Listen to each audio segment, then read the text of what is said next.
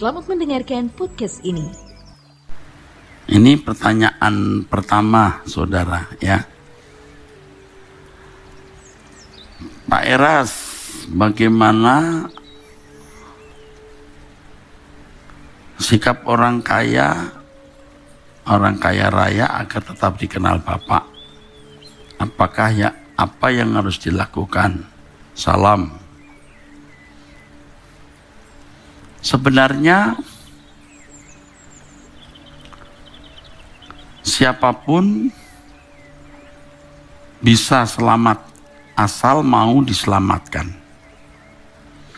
Memang orang kaya secara psikologi, seperti yang dikatakan oleh Yesus, sukar masuk surga karena dengan kekayaan itu keterikatannya lebih kuat, keterikatan dengan dunia.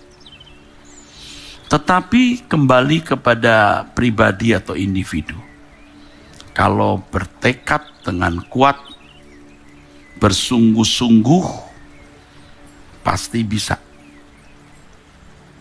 Sebaliknya orang miskin yang ingin kaya dengan harapan kekayaan itu bisa membahagiakan, itu akan sukar masuk surga juga.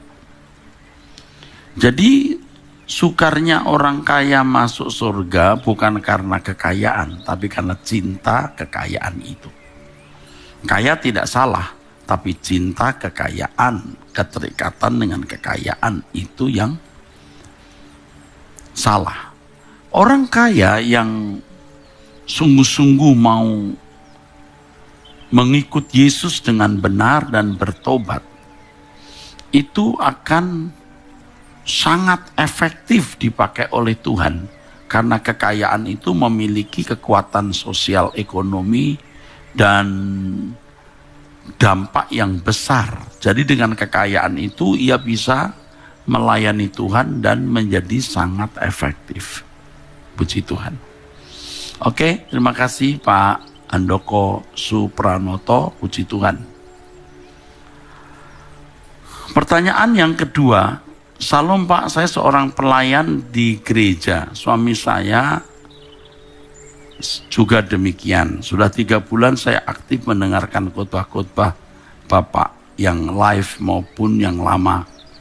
Saya ajak beberapa teman saya yang mendengarkan khotbah Bapak. Sempat saya ingin sekali pindah ke GSKI Medan. Tapi banyak hal yang menjadi pertimbangan-pertimbangan untuk kemudian saya harus bijaksana dan menunggu Tuhan mau suruh saya bagaimana. Berat sekali buat saya Pak, karena memang yang saya dapat dari pengajaran Bapak jauh ini, U-nya panjangnya, jauh dari pemimpin saya saat ini. Susah buat menjelaskan Pak. Terima kasih ya Ibu. Saya senang kalimat yang Ibu katakan, saya menunggu Tuhan. Ya. Dare to wait on God. Keberanian menunggu waktu Tuhan. Tetaplah di gereja yang Ibu kunjungi saat ini atau tempat pelayanan Ibu. Di situ Ibu bisa menjadi berkat bersama dengan suami. Tidak harus pindah ke GSKI. Kecuali Tuhan suruh sesuai dengan pertimbangan yang Tuhan berikan. Berat sekali lalu merasa bahwa pengajaran yang Pak Era sampaikan jauh gitu. Enggak apa-apa. Hati Ibu sudah diubah Tuhan. Saya bahagia sekali saya bisa menjadi berkat untuk Ibu dan Bapak. Minta pimpinan Tuhan ya Bu, ya Pak ya. Ikuti terus YouTube khotbah saya. Nurani Ibu dan suami akan diasah, dipertajam terus sehingga kita bisa bertindak selalu sesuai dengan pikiran perasaan Allah. Tuhan memberkati Ibu dan suami. Haleluya. Yang ketiga, saudara-saudara, mohon dari salah seorang ya. Salam Pak, yang saya tanya sesuai judul seminar orang Kristen yang benar. Saya adalah Kristen yang enggak benar. Sejak saya lahir hingga saat ini saya hanya merasa seorang Kristen tanpa proses menuju kesempurnaan serupa dengan Yesus dan rancangan semula oleh Allah. Namun setelah saya mendengar khotbah Bapak selama 1 bulan ini dan adanya seminar saat itu, baru saya mengerti, tapi bagaimana saya bisa mematikan kedagingan ini untuk memutus percintaan dengan dunia yang fana ini. Sebab selama ini mindset saya ya sudah salah lama. Mohon doa Bapak untuk merubah mindset saya. Puji Tuhan. Ini apa ya namanya, seorang bapak ya dengan marga Siregar, nama depan tidak saya sebut ya. Bapak orang yang benar-benar disentuh oleh Tuhan ya. Bapak mulai berbakat ke surga, tinggal melangkah terus melanjutkan perjuangan untuk mematikan kedagingan, sebab mematikan kedagingan itu tidak bisa dengan waktu cepat, juga tergantung seberapa lama kita telah rusak. Dan saya tidak tahu berapa usia bapak ini atau saudara ini. Tetapi mendengarkan khotbah saya terus menerus nanti akan merubah mindset. Tidak boleh cuma sekali. Tiap hari ada waktu berdoa minimal 30 menit meditasi. Jangan bergaul dengan orang yang tidak takut akan Allah. Ya. Dan terus perkuat tekad untuk hidup tidak menuruti keinginan hawa nafsu dan percintaan dunia. Jangan ingini barang-barang dunia. Kalau kita ingin membeli barang sesuatu karena kita membutuhkan untuk melanjutkan hidup kita yang melayani Tuhan ini, bukan untuk kebanggaan atau nilai diri. Selamat berjuang Pak. Welcome to my world. Selamat datang di dunia saya. Ya, dunia kami berjalan dengan Tuhan. Shalom Pak. Ini pertanyaan yang keempat. Selamat siang Pak Erastus. Saya seorang ibu berumur 55 tahun. Belakangan 1 tahun ini saya jarang ke gereja. Pengajaran yang di gereja saya tertanam sudah tidak ada rasa hidupku diubahkan. Jadi pengajaran di gereja lama tidak mengubah hidupnya. Lebih banyak pengajaran teori kemakmuran. Saya sering ikutin pengajaran Pak Erastus di YouTube.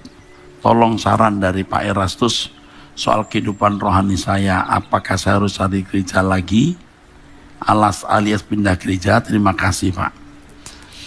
Pindah gereja tidak harus, tetapi juga bukan sesuatu yang bukan ketidakniscayaan, bisa saja. Tapi yang penting ikuti terus YouTube saya. Gereja tidak akan menyelamatkan, yang menyelamatkan kita Tuhan Yesus dan kebenarannya yang kita pelajari. Tapi kalau ibu sudah tidak ke gereja ini lagi, ya untuk apa tetap di gereja itu? Teori kemakmuran itu betul-betul membuat orang Kristen itu mati rohani, saudara. Semangat bergairah di gereja, semangat puji-pujian penyembahan, tapi hatinya melekat dengan dunia. Bahaya memang. Kalau tiap minggu mendengar khotbah teologi kemakmuran ini, orang bisa menjadi suka dengan khotbah-khotbah yang menyenangkan telinga saja. Bahaya memang. Saya tidak tahu di mana rumah ibu ini, tetapi tetap ikuti khotbah saya di YouTube. Tuhan akan memberi hikmat kepada ibu harus berbuat apa. Tuhan akan memberikan hikmat kepada ibu harus berbuat apa. Saya tidak berani bicara banyak, takut salah ya.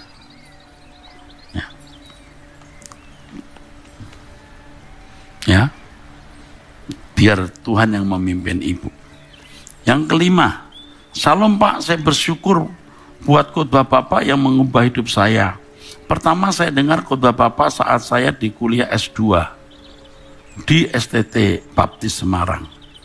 Saat belajar homiletika, kami dapat tugas mengkritisi khotbah.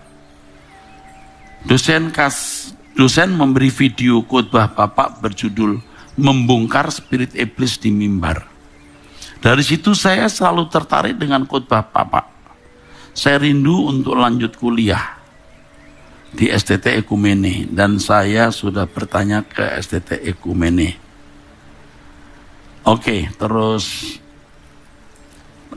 untuk saudara ini, waduh tadi juga ada yang bertanya ya. Saya sudah simpan belum tadi? Orang saya akan menghubungi ya. Orang saya pasti akan menghubungi saudara-saudara ini. Dan saya tidak bisa bicara melalui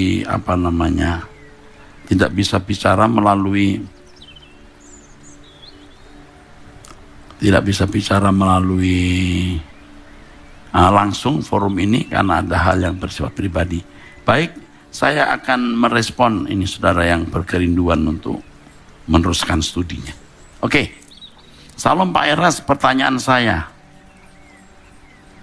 Saya punya tetangga agama lain, dia sakit autoimun, sampai dia koma. Namun puji Tuhan dia sadar, dan setelah dia mulai pulih, dia pulang dari rumah sakit, dan dia berdoa dengan caranya minta tunjukkan kebenaran. Terus suatu hari dia mau check up ke rumah sakit, dia naik taksi online, dan supirnya seorang Kristen, dan singkat cerita, ibu tersebut didoakan dan diolesi minyak urapan, dan puji Tuhan ibu tersebut bisa berjalan, dan selanjutnya ibu tersebut rutin terapi dengan doa dan minyak urapan oleh bapak supir taksi online tersebut. Dan yang akhirnya bapak supir taksi tersebut mengatakan kepada ibu yang beragama lain tersebut harus masuk Kristen, karena katanya Tuhan Yesus tidak mau diduakan. Dan bapak sopir itu mengatakan dia tak lagi mau mendoakan kalau ibu tersebut tidak masuk Kristen. Dan katanya ibu yang didoakan akan anfal lagi. Dan ibu itu mengatakan kepada saya, kok kayak diancam. Dia mengatakan, saya tidak mau masuk Kristen kalau dipaksa dan diancam.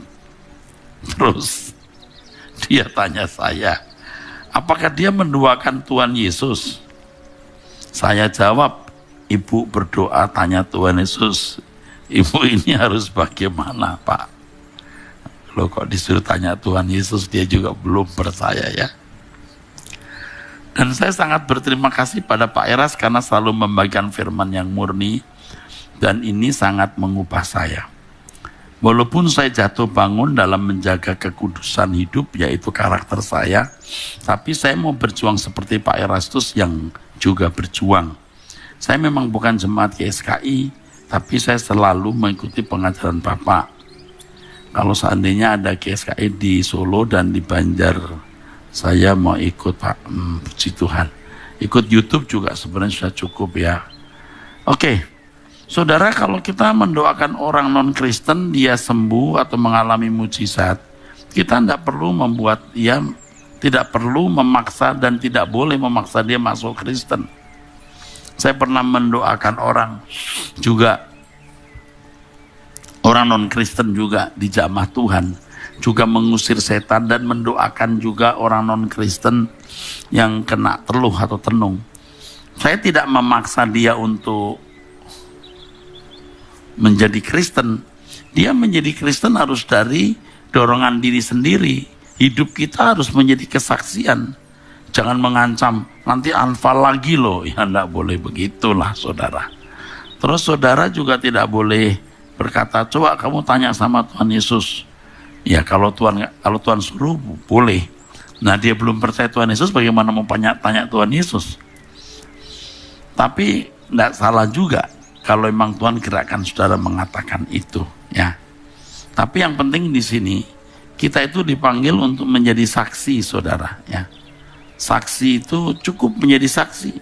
Soal orang itu mau berubah atau tidak ya biar tergantung dia sendirilah ya, jangan kita paksa-paksa. Oke? Tuhan memberkati. Yang ketujuh, Salam Pak ya. Sejak 2016 saya selalu mengikuti pembelajaran dan saya banyak diubah Pak melalui suara kebenaran. Kiranya Tuhan selalu menghibur Bapak seiring dengan banyaknya bully dan serangan tentang ajaran Bapak. Ya, mungkin orang ini mengikuti di medsos, saya dibully dan diserang, bahkan sebenarnya saya malah difitnah ya. Saya mau nanya Pak, apabila keadaan sekeliling seringkali menyedot pikiran, perasaan dan lain-lain karena pola pikir dan tingkah laku yang berbeda, apakah sikap yang terbaik yang bisa dilakukan selain diam Pak? Mungkin saya tidak prestasi Bapak, tapi minimal sedikit frustasi dalam pelayanan. Mohon arahan Pak, terima kasih. Kalau saya mengajarkan saudara untuk diam itu bukan berarti pasif loh. Diam itu tidak pasif. Bukan diam pasif, satu, diam bisa berdoa. Yang mendoakan orang yang menjolimi kita atau berdoa untuk kasus yang ada. Dua, diam ini dia menanti perintah Tuhan mau buat apa. Lalu yang ketiga baru bertindak. Mungkin bertindak tidak langsung mengantisipasi masalah itu secara langsung, tidak. Secara tidak langsung bisa. Seperti saya dibully, ya. Saya tidak secara langsung membalas.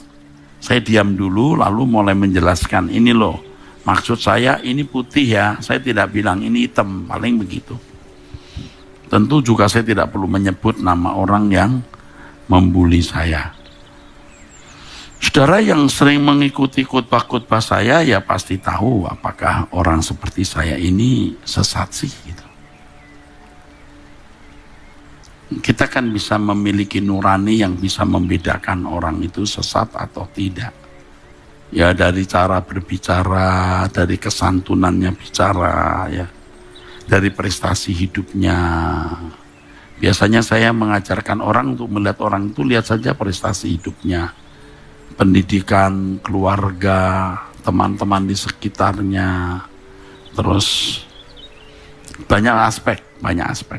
Tapi terutama nurani kita ya. Kalau nanti saya bicara nanti Anda berpikir saya sedang membandingkan diri saya dengan orang lain.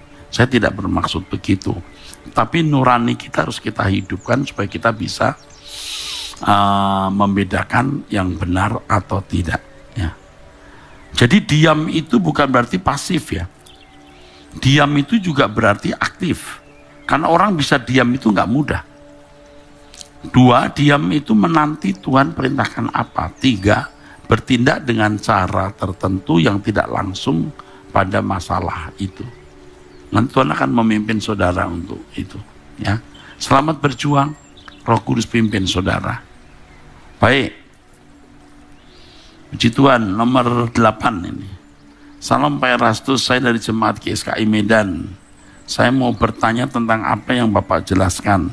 Bahwa ciri orang yang dipisahkan dari dunia adalah tidak takut menghadapi kematian. Nah, pertanyaan saya berkaitan dengan apa yang Yesus alami di Taman Getsemane, di mana Yesus bergumul keras tentang apa yang akan dihadapinya sampai dia berkata, kalau bisa lalui cawan ini daripadaku. Apakah di sini konteksnya Yesus takut akan menghadapi kematian atau takut akan keterpisahan sementara dengan Allah yang ada kaitannya dengan perkataan di kayu salib? Ya Eloi, Eloi lama sabatani, mengapa engkau meninggalkan aku? Mohon penjelasannya Pak. Shalom, Tuhan memberkati Bapak dan semuanya. Lalu yang berikutnya juga menyinggung mengenai perkuliahan. Nanti akan saya akan jawab ya. Akan saya jawab sendiri nanti ya. Atau staf saya akan menjawab kalau soal kuliah, soal biaya dan lain-lain. Baik, kepada saudara ini, saya percaya saudara seorang pemikir ya, dan merenungkan kebenaran firman. Puji Tuhan. Orang yang terpisah dari dunia, orang yang tidak mengharapkan kebahagiaan dunia itu tidak takut mati, tidak ada beban. Adapun pergumulan Yesus di Taman Getsemani itu bukan karena dia takut mati.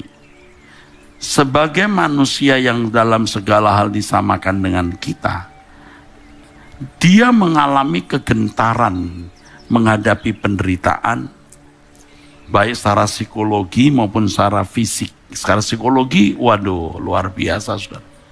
Orang menghujat, orang memaki-maki, dan lain-lain. Secara fisik, jangan tanya, saudara. Dan ketika dia harus terpisah dari Bapa sementara waktu, itu paket penderitaan yang dahsyat. Dan dengan kemanusiaan yang dia miliki, dia merasakan kegentaran itu. Tetapi inilah hebatnya.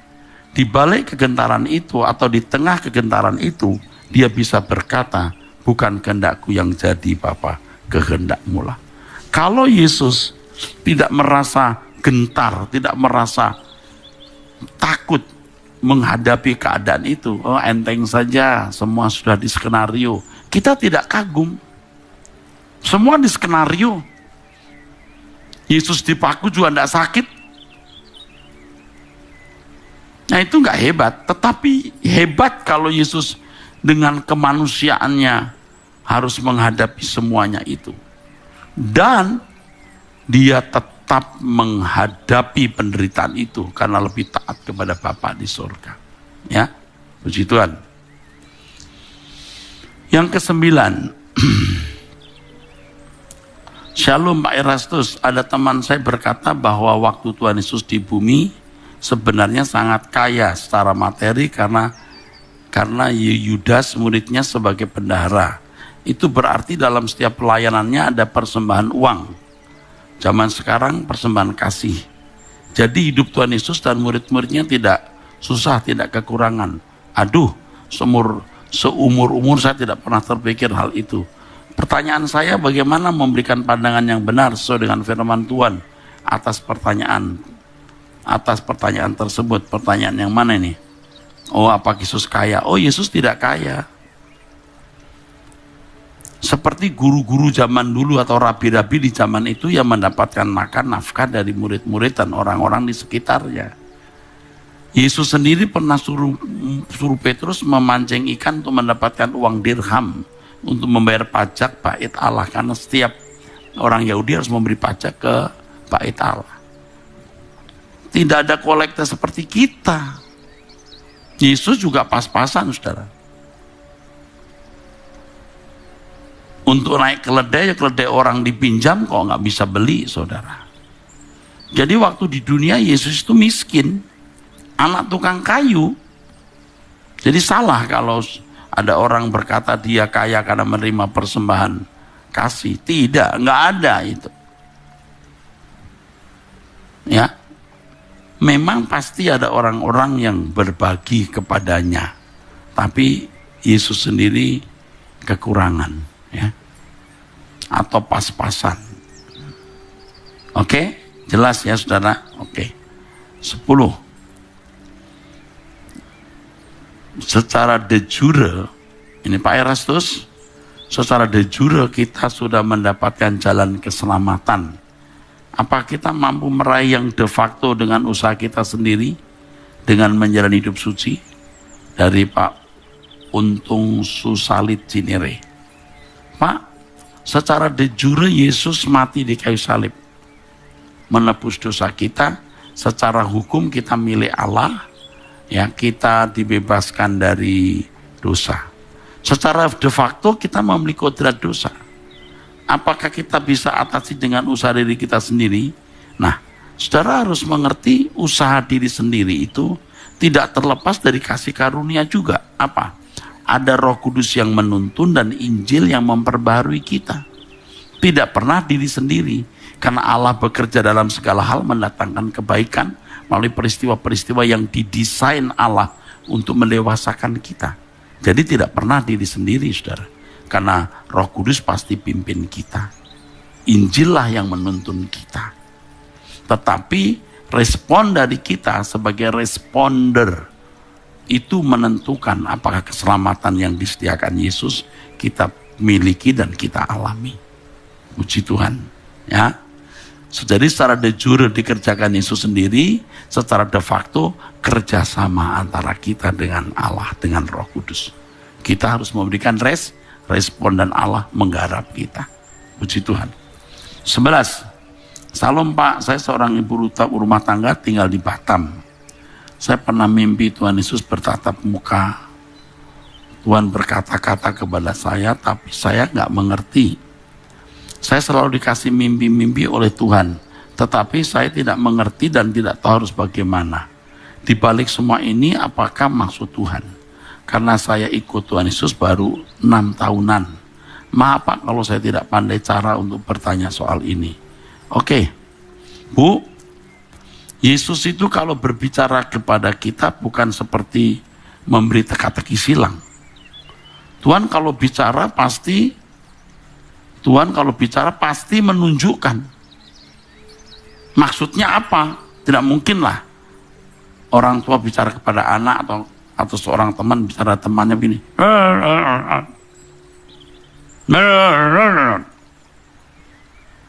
Lalu ditanya apa?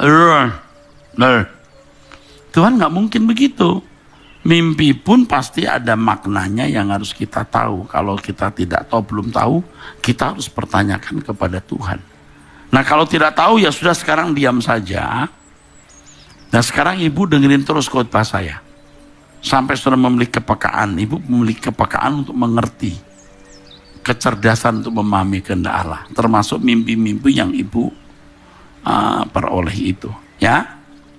Jangan mudah menafsirkan mimpi ya. Mimpi mestinya tidak mudah ditafsirkan karena Tuhan pasti memberi hikmat kita untuk memahaminya. Baik, yang terakhir ya, yang ke-12, Salam Pak Eras. Ya. Ini pertanyaan saya dari Jemaat GSKI Betani Surabaya. Saya rutin mengikuti pengajaran Bapak lewat Truth ID. Saya sebagai kepala keluarga rindu berkemas-kemas agar semua keluarga bisa pulang bersama ke rumah Bapak di surga. Namun akhir-akhir ini saya merasa sendirian dan frustasi melihat istri dan anak-anak 3 orang semua sudah bekerja. Seakan-akan acuh tak acuh dalam hal berkemas-kemas pulang ke rumah Bapak. Setiap pagi saya rutin menyembah, memuji dan berdoa bersama istri. Apa yang harus saya lakukan Pak? Terima kasih, Tuhan memberkati. Tuhan Yesus memberkati. Pak, jangan banyak bicara. Makin banyak bicara, perkataan kita makin tidak bernilai.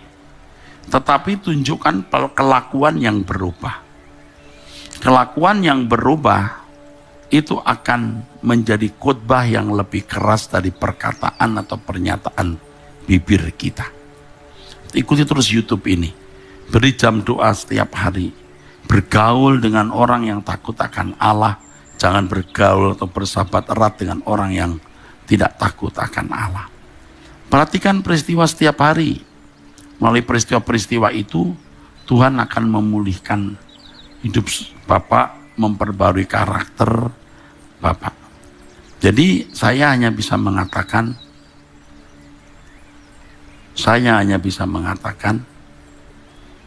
berubahlah. Memiliki kelakuan yang baik. Sebab dari kelakuanmu engkau mengubah orang di sekitarmu. Ya, dari pengalaman hidupmu yang berjalan dengan Tuhan, engkau memberikan Tuhan untuk istri dan anak-anak. Puji Tuhan, saudara. Ini untuk pertanyaan Bapak ini, saya senang ya. Selamat berjuang Pak, kita berjuang bersama. Terima kasih, Tuhan memberkati. Sola Gracia.